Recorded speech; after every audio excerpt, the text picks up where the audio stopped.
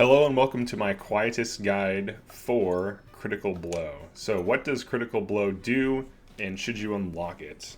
And is it any good? Alright, so what it does is it gives a unit guaranteed crits for an entire turn. So even though the description says grants the currently acting unit a guaranteed critical hit, what it actually does is it puts a buff on that unit that makes every single one of their physical attacks that can crit, excluding magic, because magic cannot crit, the ability to crit. So this originally, I almost never run this, but it actually is really good, especially with units like Avalora and Roland, because both of them have big AoEs that are physical that can crit. So if you actually use this on Roland, he can crit things from the front. I actually meant to let the enemies line up because they'll do that, but I'll show it and then I'll reset. So I'll move him up.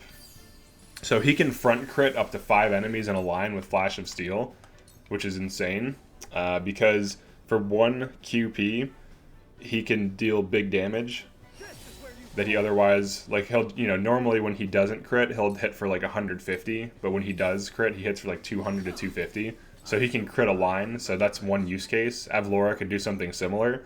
You can also use it to crit an enemy whose back is against a wall, or you can't get around to their back, or there's just too many enemies in the way body blocking. So that's the general use case. So let me just reset really quick. System, retreat. We'll just redo this quick little mission. I like to use this one because there's few enemies. I wish they were my level, but it's whatever. Okay, so we will start. I did try using Time Child to reset him to see if you could keep the buff, because if you notice, when you use Critical Blow, it actually puts a buff on the character you're using that lasts until the end of their turn. So I was trying to see if you could re-up it with Time Child, but unfortunately it doesn't look like you can. Alright, so we're going to pass a turn. So this guy moves in front. So I just wanted to show the enemies both getting critted from the front. So it does, it guarantees any amount of crits that you would hit. And then once their turn ends, it ends. So that's the way it functions. And then with magic, it doesn't affect magic at all. Alright, so we're just going to light wave him into position. That's fine. And then we'll Critical Blow.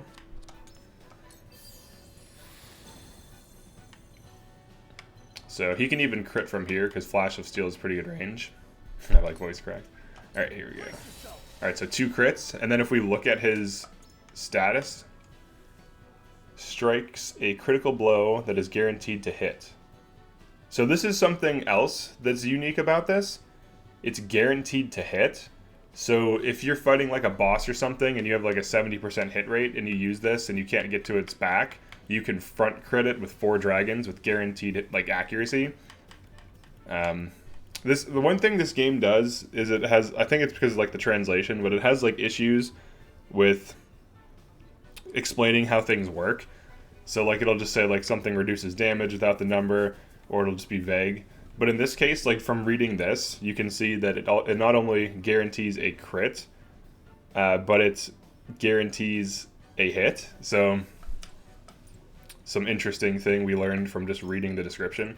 So this doesn't work with magic, and your best use case in general is to use it on an AoE melee nuker who can't get access to enemy backs, and you want to put some good damage, down lane with Avalora or Roland or anyone who has good AoE.